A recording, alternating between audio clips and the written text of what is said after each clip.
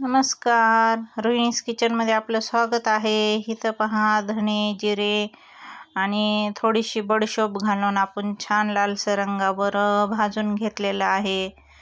आणि आपल्याला हे छान भाजलं का मग एक साईडला काढून घ्यायचं. त्याच्यानंतर आपल्याला इथं थोडेसे लवंग, मिरे, दालचिनी, चक्रीफूल हे पण आपल्याला थोडंसं भाजून घ्यायचं आहे. मसाला, विलायची हे पण आपण छान भाजून घेतलं का मग आपल्या भाजीला जी टेस्ट आहे ती छान येणार आहे. व्हिडिओ आवडल्यास लाईक, सबस्क्राईब करा, व्हिडिओ पूर्ण पहा.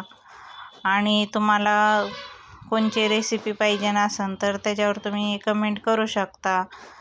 तर पहा, इथं आपण सर्व मसाले घालून छान भाजून घेतलेले आहे. थोडंसं कोकोनट पावडर घेतलेली आहे आणि त्यातच आपण थोडेसे शेंगदाणे पण भाजून घेणार आहोत. म्हणजे जेणेकरून आपली भाजी जी आहे सर्व भाजून घेतल्यामुळं खूप टेस्टी होणार आहे. तर हे शेंगदाणे पहा, आपल्या घरच्या शेंगाचे आहेत फोडलेले, त्याच्यामुळं हे थोडेसे वेगळे वाटतं आणि खायला पण खूप चविष्ट शेंगदाणे हे. तर पहा, इथं आपण मसाला दळून घेतलेला आहे. ह्याच्यातच आपण खोबरं, शेंगदाणे काढून घेणार आहोत आणि त्याच्यानंतर आपण इथं हिरवी मिरची, आलं, लसूण घेऊन ही जी पेस्ट करणार आहोत. मग त्याच्यामध्ये आपण जे शेंगदाण्याचं कूट वगैरे सगळं दळलं होतं ते सर्व त्याच्यात टाकणार आहोत.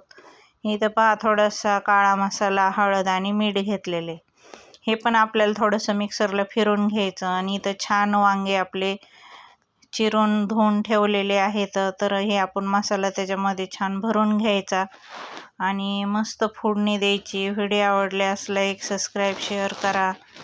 तर तुम्ही पण या गरमागरम वांगं खायला हॉटेल ताई साहेब. तर पहा, इथं आपण वांग्याची आज मस्त भाजी करणार आहोत आणि त्याच्यासोबत बाजरीच्या भाकरी. तुम्हाला जर आवडत असेल तर कमेंटमध्ये सांगा. तर इथं आपली भाजी गरमागरम तयार झालेली आहे.